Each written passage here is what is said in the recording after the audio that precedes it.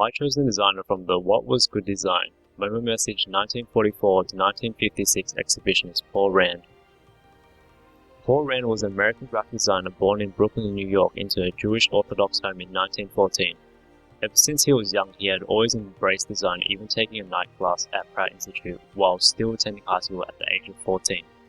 However, his father didn't support the career direction he was going because he didn't believe he could make a living off design, and was even hesitant to allow him to attend the night classes. Unfortunately, later in his career, he had stated, "I literally learned nothing at Pratt, or whatever little I learned by doing myself." Rand later went on to study at other design schools, including Parsons School of Design and the Art Students League, but realized he was by and large a self-taught designer. Spending time in bookshops, he discovered Commercial Art and Gebras Graphic, two leading European graphic arts magazines which introduced him to Bauhaus ideas. This was the beginning of his early career. At this point, he knew he wanted to focus on the commercial side of art. Rand's career began with a part-time job as an illustrator creating stock images for various newspapers and magazines. Though his work wasn't anything special, he learned much more about graphic design techniques than he had in school. It was around this time he had created the alias Paul Rand, convinced by his friends that his real Jewish name would slow his career down. In choosing the name, he figured that making his alias 4 letters in each word would create a nice symbol as a brand identity. Peter Behrens, a German architect and designer, notes the importance of this new title. He quotes, "Rand's new persona, which served as the brand name for his many accomplishments, was the first corporate identity he created, and it may also eventually prove to be the most enduring." In 1936, Rand was hired as a freelance designer to produce layouts for Apparel Arts, a men's fashion magazine. Although his methods were unconventional since they relied on the intelligence of the viewer, it was never too extreme. Here are two of Rand's pieces he did for Apparel Arts. You can see the use of contrasting colors and hierarchy to manipulate the attention of the viewer to specific graphic elements in the design. He had believed that lines, shapes, and colors could become message-conveying signs and symbols in visual communications while simultaneously functioning as elements in artistic compositions. For example, in a 1947 poster promoting the New York Subway's advertising company, Rand's arrangement of dots and concentric circles in vibrant colors becomes both an illustrative image and a dynamic composition. Rand was quickly moving into the forefront of his profession. In his early 20s, he was producing work that began to garner international acclaim, notably his designs on the covers of Direction magazine, which Rand produced for free in exchange for full artistic freedom. His covers were a homage to the Bauhaus ideas. He quoted, "When I was doing covers of Direction, I was trying to compete with the Bauhaus Van Doesburg, Liga, and Picasso. Compete is not the right word, I was trying to do it in the spirit." The covers ended up being one of his most popular pieces that he had done over his years, and his career only took off from there, working with some of the largest corporations later on.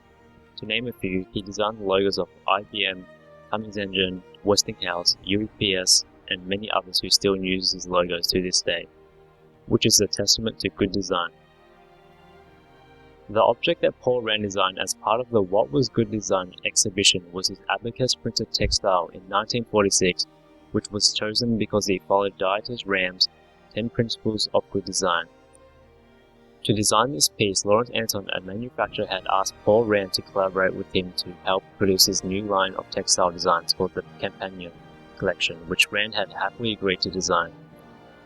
The 10 Principles of Good Design was based on industrial and product design. However, those principles can be applied to other areas of design too, which this piece was an example of being mostly graphic art screen printed onto fabric, but showing it can still adhere to the 10 Principles of Good Design.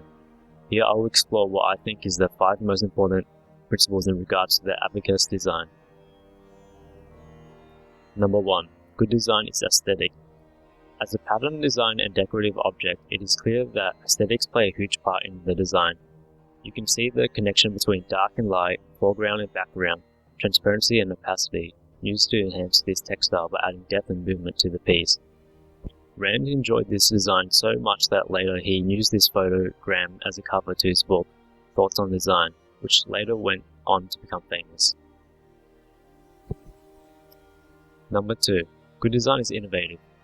It was the first of its kind to create a pattern design using cameraless photography known as photograms. This was experimental for Rand, exploring different aspects of geometry with overlapping ovals.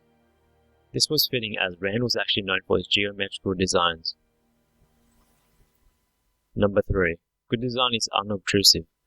The Abacus design uses a geometrical repeating pattern, making it quite simple to understand. There is no clutter of visual information in the design. The idea comes across very well and is easy in the eyes. Number 4. Good design is as little as possible. The design of the abacus was quite simple. It was the outlines of an abacus in a repeating pattern. As quoted by Paul Rand, the possibilities of a repetition are limitless. Repeat patterns are only one familiar form. There is a repetition of color, direction, weight, texture, dimension, movement, expression, shape, and so on. Repetition is an effective way of achieving unity. And lastly, number 5. Good design is thorough down to the last detail. The meaning behind the abacus design was well thought out. It was something that wouldn't have been seen with a glance. It was a metaphor of the design process, moving elements around to compose space, and it provides visual record of the process. What I learned from Rand's work has changed my perspective on design. I think what made him such a great designer and set him apart from the rest was his irrational love for design. He attended night classes to learn design.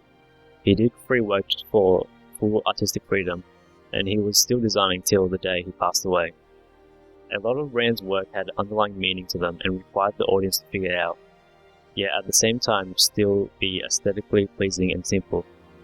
I feel now I can improve my skills in design by putting better thought into my designs rather than just focusing on the aesthetics.